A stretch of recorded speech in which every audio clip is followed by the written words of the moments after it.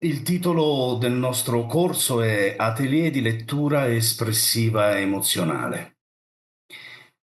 Il titolo già di per sé, immediatamente nei nostri primi appuntamenti, ci ha suggerito l'individuazione di un potente ossimoro in esso contenuto.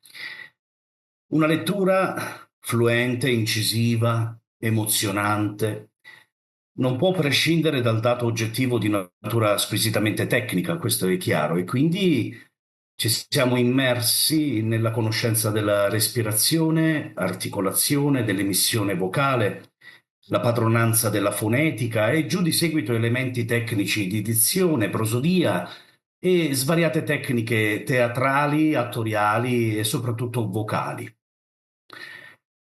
Nessuna tecnica però, in virtù dell'ossimoro espressiva ed emozionale, potrà sostituire il fattore umano.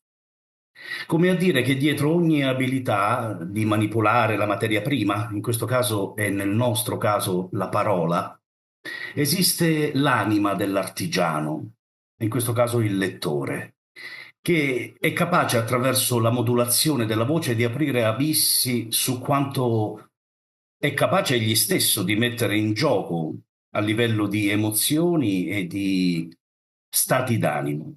L'aggettivo emozionale ci ha piacevolmente indotto ad esplorare se e come possiamo farci tramite tra gli autori che leggeremo e la pazienza di chi vorrà ascoltare i brani letti.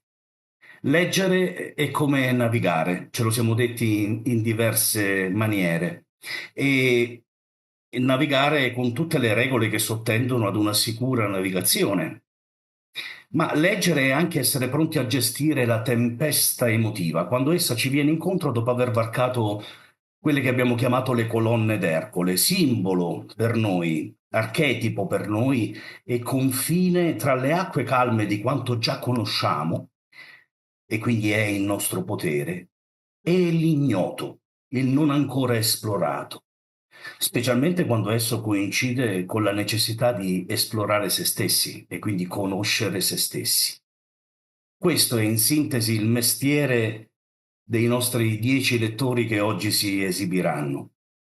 E questo è in sintesi il mestiere di coloro che oggi definiremo porgitori di parole ed emozioni, parole scritte ed emozioni sentite, sulle ali di testi meravigliosi che raccontano l'identità siciliana e la sua profonda essenza. Proveremo, insomma, in punta di piedi, a riconoscere la geografia umana attraverso l'anima dei suoi abitanti. Buon ascolto.